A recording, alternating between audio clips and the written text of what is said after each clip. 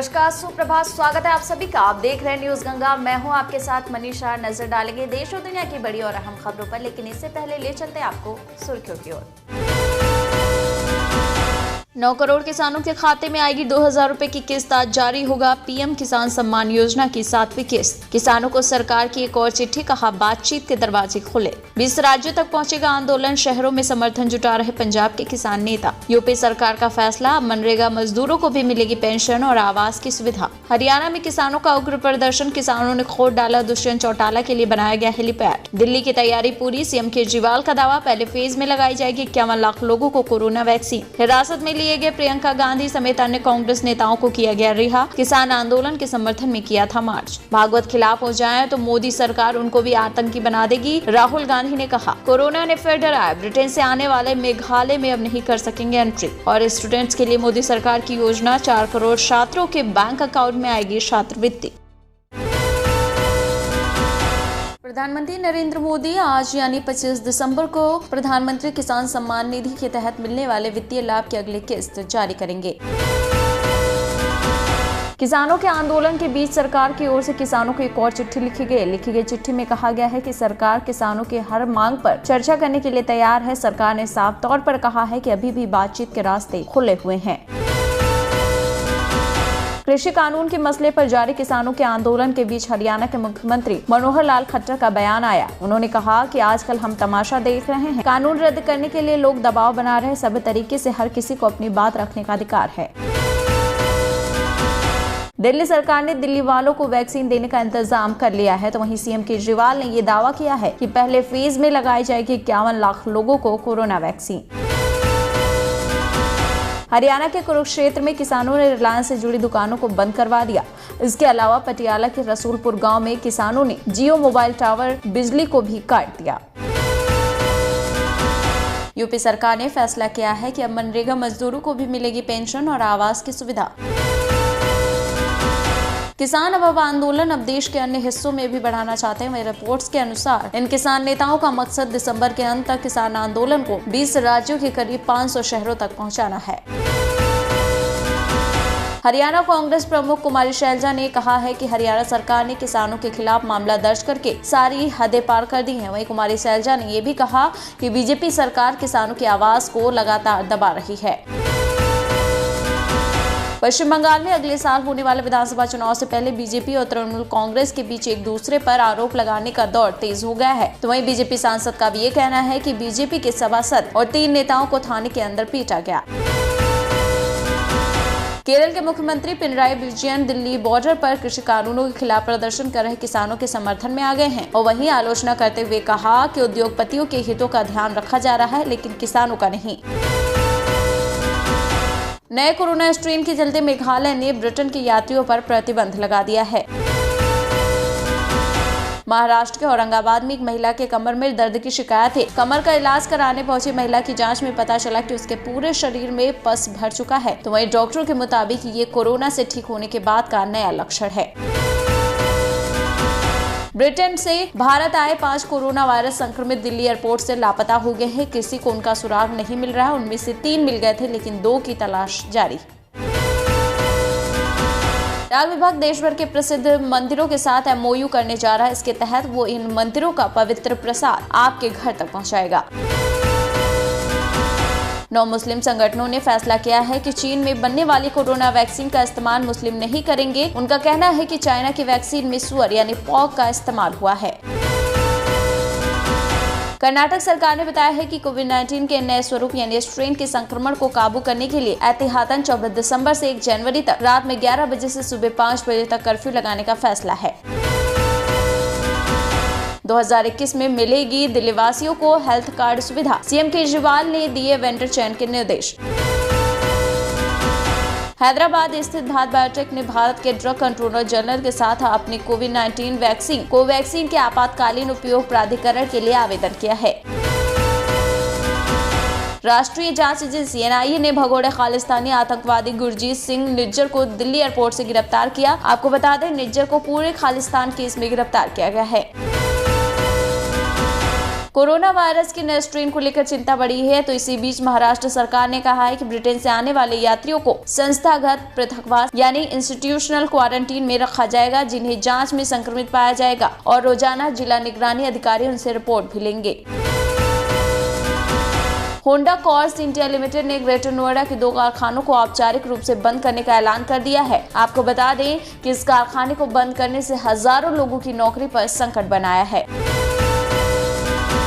नेपाल में राजनीतिक उथल-पुथल जारी है। प्रधानमंत्री केपी शर्मा ओली की जगह अब देश के सत्ताधारी नेपाल कम्युनिस्ट पार्टी के नेता पुष्प कुमार दहल चुने गए हैं। सीरम इंस्टीट्यूट ऑफ इंडिया ने न्यूमोनिया रोग के लिए स्वदेश में पहला टीका विकसित किया, जिसे केंद्रीय स्वास्थ्य मंत्री हर्षवर्धन अगले सप्ताह तक लॉन्च कर सकते हैं।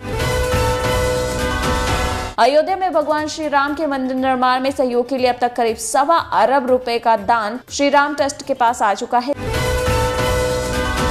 इसी कड़ी में कथावाचक मुरारी बाबू ने अयोध्या मंदिर निर्माण के लिए 11 करोड़ रुपए की धनराशि का सहयोग किया है। दूसरी ओर अयोध्या की कथा की यूपी में ही होगी शूटिंग, सीएम योगी से मिले प्रहलाद निहलानी। बिहार राज्य स्वास्थ्य समिति ने जिला से लेकर प्रखंड तक सरकारी स्कूलों, पंचायत भवनों के साथ सामुदायिक भवनों को वैक्सीनेशन बूथ बनाने का फैसला किया है।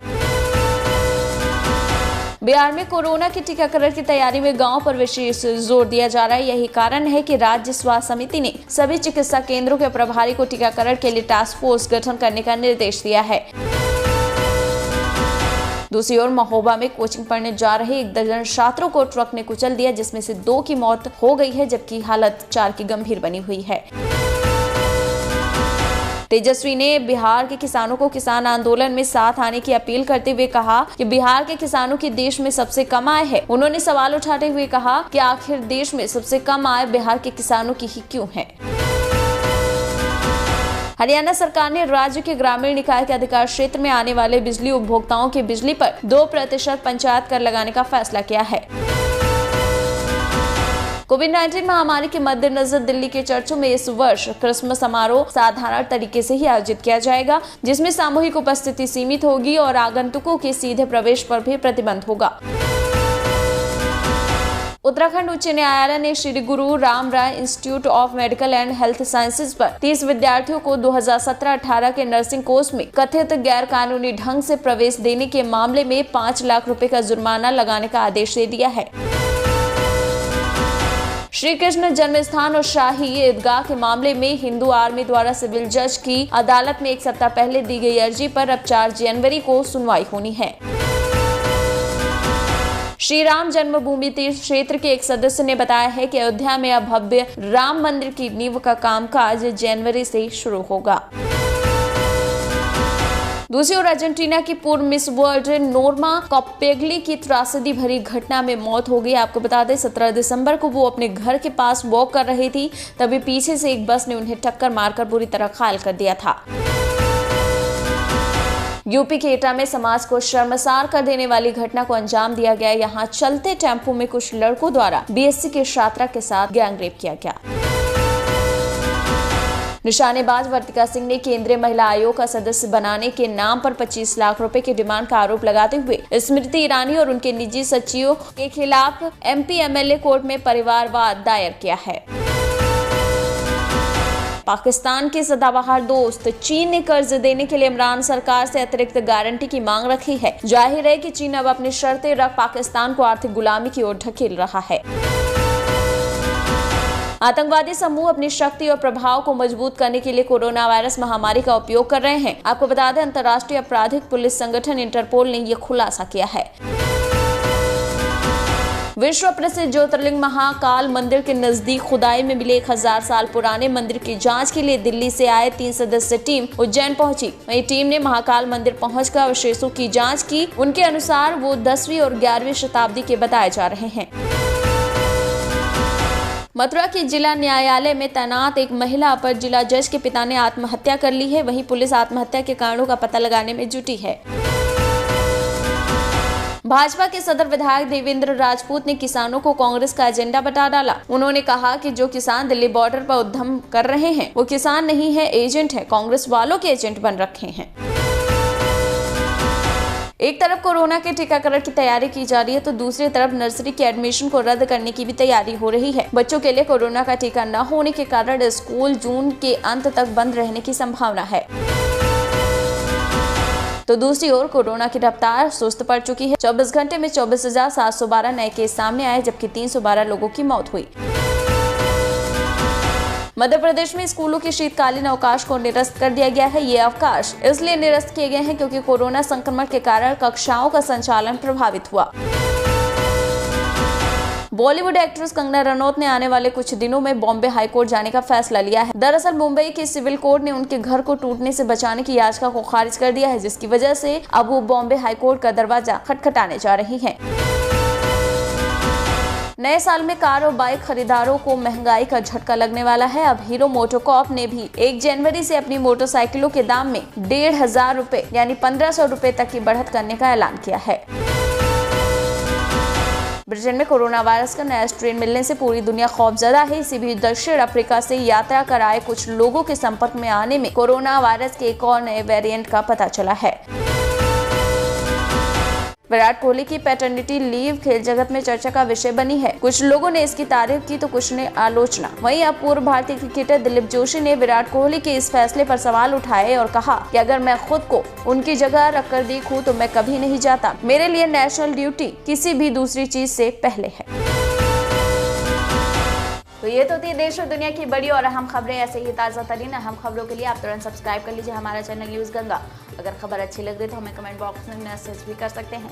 साथ ही अगर खबर देख रहे हैं फेसबुक पर तो लाइक कर दीजिए हमारे फेसबुक पेज को। इसी के साथ दीजिए इजाजत। नमस्कार।